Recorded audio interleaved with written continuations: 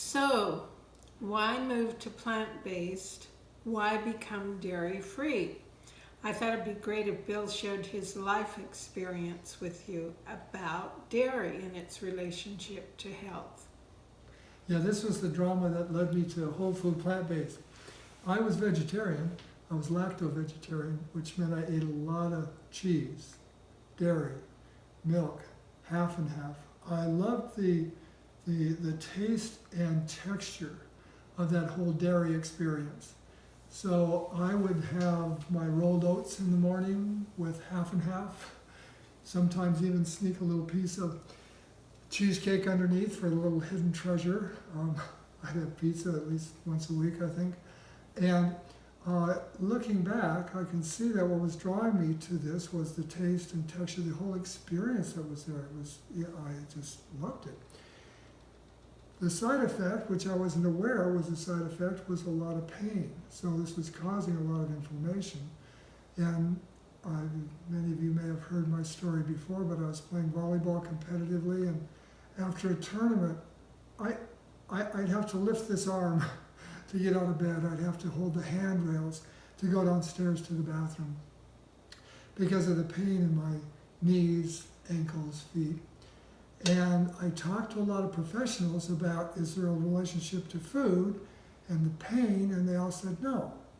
But then, my good fortune, I met Connie, and she right away said, well, why don't you drop the dairy?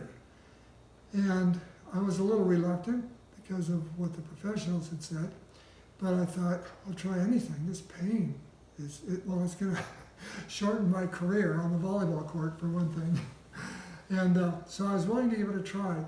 And it was quite a shift in terms of the experience of food, because replacing cheesecake with kale in the morning for breakfast was a big shift.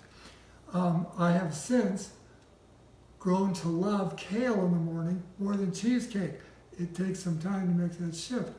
But what was amazing to me is how quickly that pain began to diminish when I dropped the dairy, when I went dairy-free. So that's my story. Within a matter of weeks, I was noticing a big change. I would say in 4 to 6 weeks, it was probably 60 or 80% gone. I mean, this is a long time ago, 35 years, 40 years ago. And so I don't remember it specifically, but I do remember how shockingly fast it was happening. And that's why I bought into it. That's why I kept going, because it was creating a pain-free body. So that's my experience. And how do you eat now? Well, I'm completely dairy-free. And when I think about having a pizza or something, I remember the joy of eating it. But because my relationship now is not just about taste and texture and let's go for the experience up here, now food for me is still the pleasure of the experience. But now it's really related to how does my body respond to it. And that seems to be the driver, is that when I think about pizza now, I remember joy up here, and I remember my body really doesn't want it. So it's a no-brainer anymore. Great. Okay? Thanks, Bill. Bye. So what we're going to do today is help you replace that cheesy taste that so many people seem to love. And when you go dairy-free, the benefits are amazing. First off, you're supporting your heart to function well, and you're supporting your blood pressure to stay normal. You're feeding the microbiome so that you have higher levels of immunity, much higher levels of nutrient that makes a big difference in our overall health. And for many of us, what I love so much about whole food plant-based and dropping all the dairy and animal products, we lose weight naturally without any focus on diet or calories or da-da-da that we've all experienced.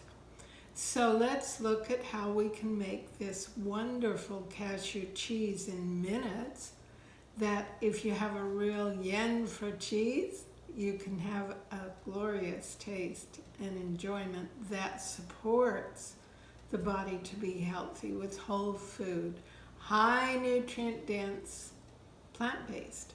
So we start with a cup of cashews raw that we've soaked in hot water. And we're going to add 2 tablespoons of lemon juice to that, which is basically 1 whole lemon. I'm going to squeeze here. There's 1 tablespoon. We'll take the other half for the 2nd tablespoon. Squeeze them down good, and then I put them together because I don't like to waste any. Get a little more out of there is great. And then 2 garlic cloves. And then 2 tablespoons of nutritional yeast. This really gives it a cheesy flavor, so I use heaping tablespoons. There we go. And then a ½ teaspoon of sea salt to give it the salty flavor. Is that a ½ teaspoon? Yeah.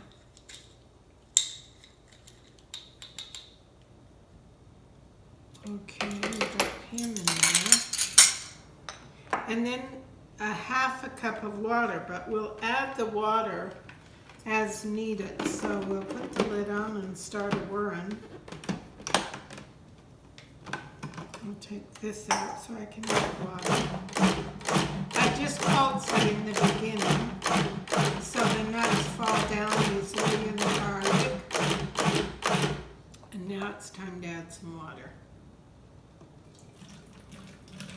So I'm going to put ½ of that in and see what it does.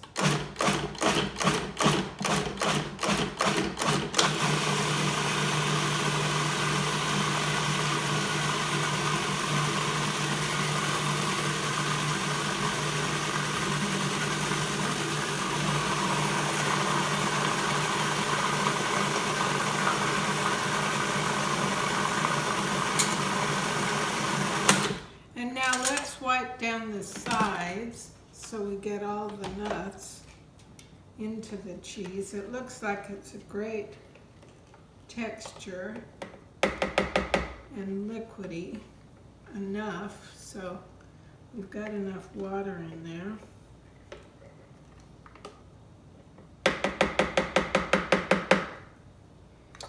Good, one more time.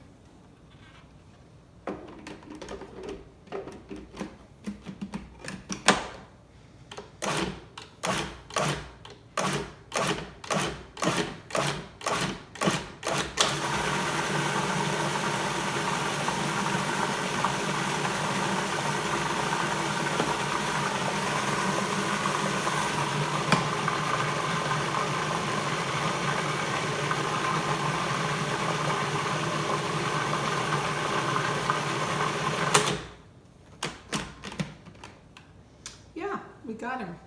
Okay, so sorry about that. So next, we're going to wipe down the sides again and pull the blade out. Interestingly, when you're trying to do a ferment, because our next step is we're going to ferment this cheese, you don't want to use metal because it can interfere with the effectiveness of the fermentation process. So what we're going to add next is kombucha to act as the ferment agent. And we're going to put 3 tablespoons of kombucha in.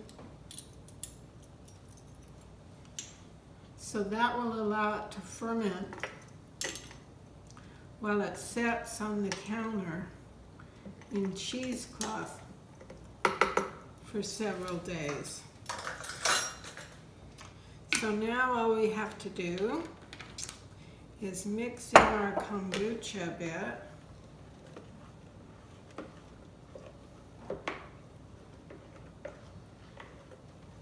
Great. And you want to season it next. So I love chives.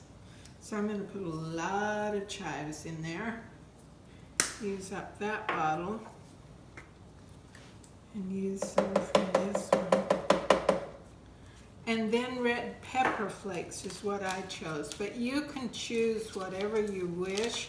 And in the recipe I'm giving you, there are a number of suggestions of what you might enjoy. Okay,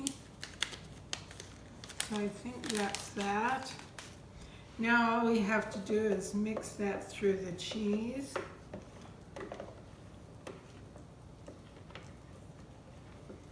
Looks great. And it's plenty wet, so it'll come out of here very easily. And I'll just take a quick taste.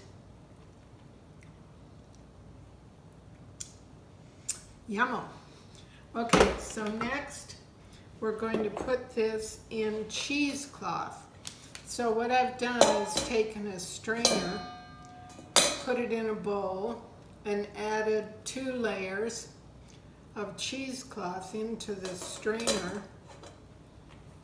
And now we're going to simply dump the cheese into the cheesecloth.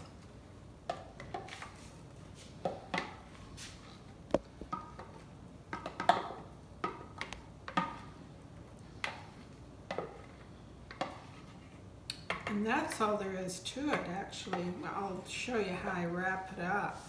But it's so simple. And if you go to the health food store and look to buy cashew cheese, you're going to, in Canada, spend anywhere from $7 to $18 for this delectable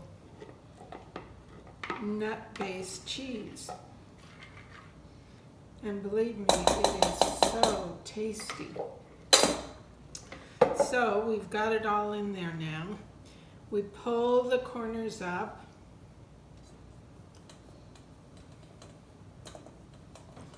And secure it, twist it.